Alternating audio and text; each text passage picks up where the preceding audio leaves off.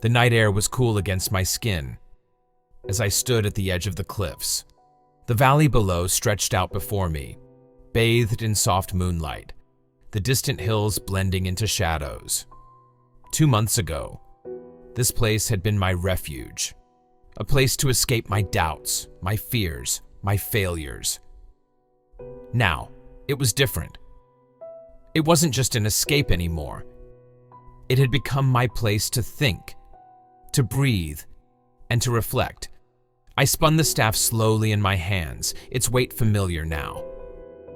My grip was steady, my movements smooth, the result of countless hours of practice under Doran's sharp, watchful eyes. My muscles ached from the day's training, but it was the kind of ache that came with progress. Doran didn't go easy on me.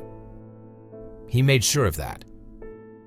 Every strike, every block, every stumble was met with his gruff voice, reminding me that failure was part of the process. Failing means you're learning, he'd said just this morning, after I'd lost my balance during a sparring drill. If you never fail, you're not trying hard enough. Those words stuck with me, more than I cared to admit. And he was right. The Kael from 2 months ago wouldn't have lasted 5 minutes in today's training session. But now, I could hold my own, at least against a wooden dummy or a sparring partner without powers. I glanced down at the staff, running my fingers over the carvings my father had etched into the wood. It was more than a weapon now. It was a part of me, a reminder of how far I'd come and how far I still had to go. Doran had taught me how to wield it, how to focus my strikes, how to defend myself. But no amount of training could quiet the question that had haunted me since the day my father gave it to me. Would it be enough? The Leo's face flashed in my mind, his golden aura, his jagged scar, the sheer power that radiated from him. I tightened my grip on the staff, my chest tightening along with it. What would I have done if Timothy hadn't stepped in that day? Could I have defended myself? Could I have stood my ground against someone like him? Someone with power? The answer felt like a rock in my stomach. I wanted to believe that all this training meant something, that I'd be ready if it happened again. But the truth was, I didn't know. The staff felt strong in my hands, but I couldn't shake the doubt that whispered in the back of my mind. What good is it against someone who can burn you to ash with a flick of their wrist? I let out a slow breath, the cool air grounding me as I stared out at the horizon. The doubts were quieter than they'd been before, but they were still there, lingering like shadows I couldn't quite chase away. Thinking too much again? Doran's voice cut through the night. Gruff, but not unkind. I turned to see him approaching from the path, his silhouette outlined by the moonlight. I shrugged, resting the staff against the ground. Just wondering if all this training is really enough. Doran stopped beside me, his hands tucked into his pockets. He glanced at the staff, then at me, his sharp eyes softening slightly. "It's enough if you make it enough," he said. "You're not going to beat someone like that Leo by fighting his fight.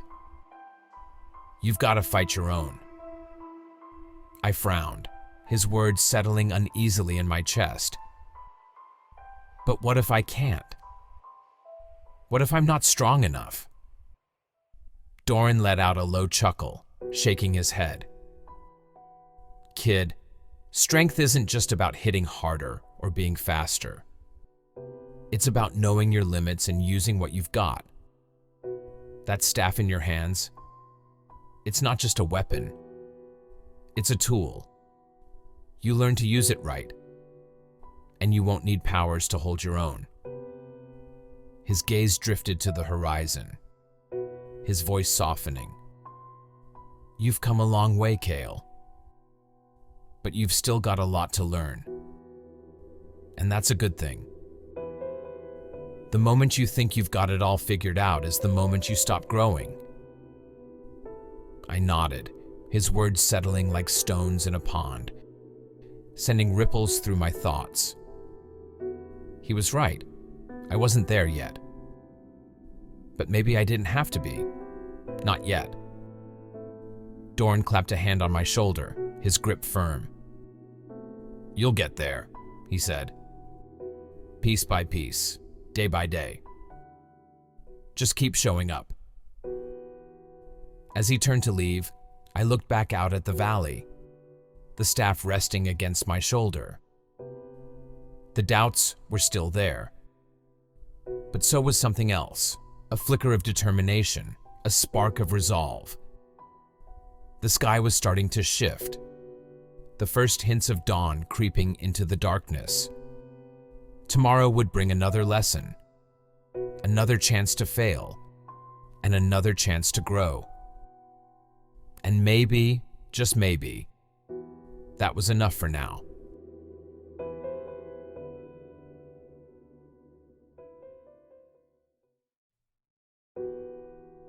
The first light of dawn painted the village in soft hues of orange and gold as I stepped through the workshop door.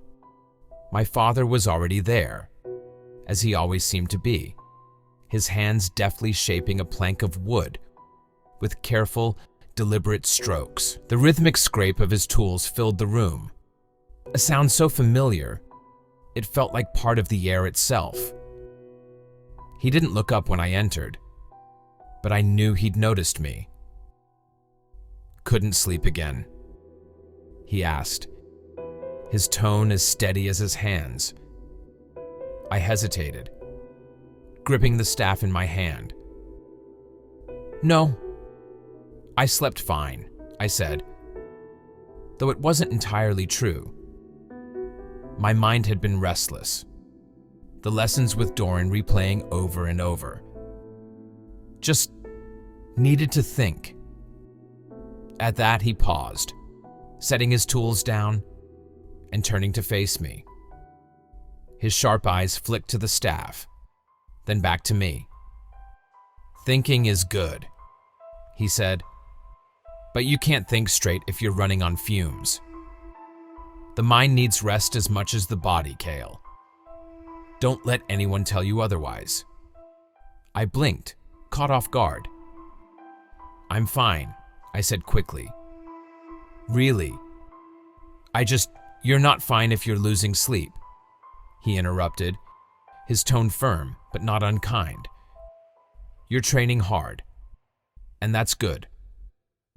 But if you burn out your body and your mind, you're not going to learn anything worth keeping. Rest is just as important as the work. I nodded reluctantly, his words settling like a weight I hadn't realized I was carrying. He gestured to the workbench and pulled out a small carving knife, setting it down in front of me. Here, he said, his voice softening. Since you're awake, let's make your time mean something. What's on your mind? I hesitated, sitting down at the bench and running my fingers over the carvings on the staff. Doran says I'm improving, I admitted quietly. But I still don't know if it's enough. He leaned against the bench, studying me thoughtfully. It's never about being enough, he said after a long pause. It's about being ready for what you can't see coming. What do you mean? I asked, frowning. He folded his arms, his gaze distant for a moment. Threats aren't always what you expect. It's not just the obvious ones. People with power, like that Leo you faced. Sometimes the biggest dangers are the ones you don't see until it's too late. Overconfidence, a clever mind with bad intentions, your own doubt. He tapped his temple. That's why the mind matters as much as the body. Maybe more. I looked down at the staff, his words stirring something inside me. The idea of carving into it had been in the back of my mind for weeks, but now it felt like the right time. "Can I add something to it?" I asked hesitantly. He raised an eyebrow, but nodded. "It's yours. Make it mean something." I took a deep breath, picked up the carving knife, and began to etch into the wood. The motion was slow, deliberate, the faint scraping sound filling the silence between us. My hands were steady, guided by a clarity I hadn't felt in a long time. When I finished, I leaned back to examine my work. It wasn't intricate or elaborate, just a simple symbol of intertwining flames and waves, representing balance and adaptability.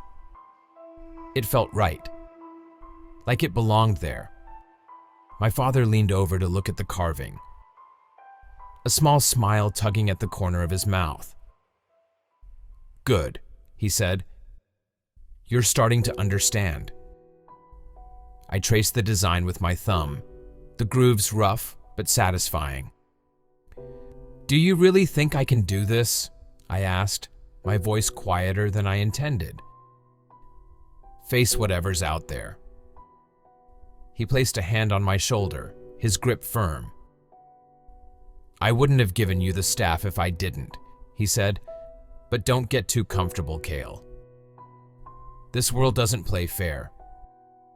The dangers you'll face, some of them won't give you time to think. That's why you need to trust yourself, your instincts, and the people who stand with you." His words sent a shiver through me, a mixture of fear and determination settling in my chest. "What kind of dangers?" I asked, though I wasn't sure I wanted the answer. He straightened, his expression unreadable. "You'll see," he said simply.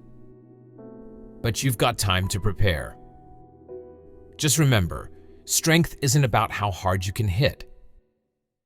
It's about what you do when everything feels impossible." The room was quiet again.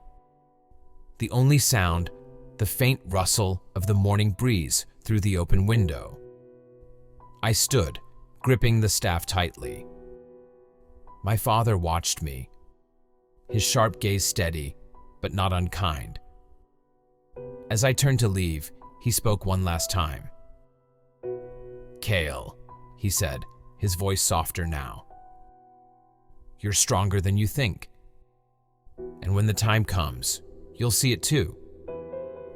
I nodded, the weight of his words settling into place like a puzzle piece I hadn't realized was missing.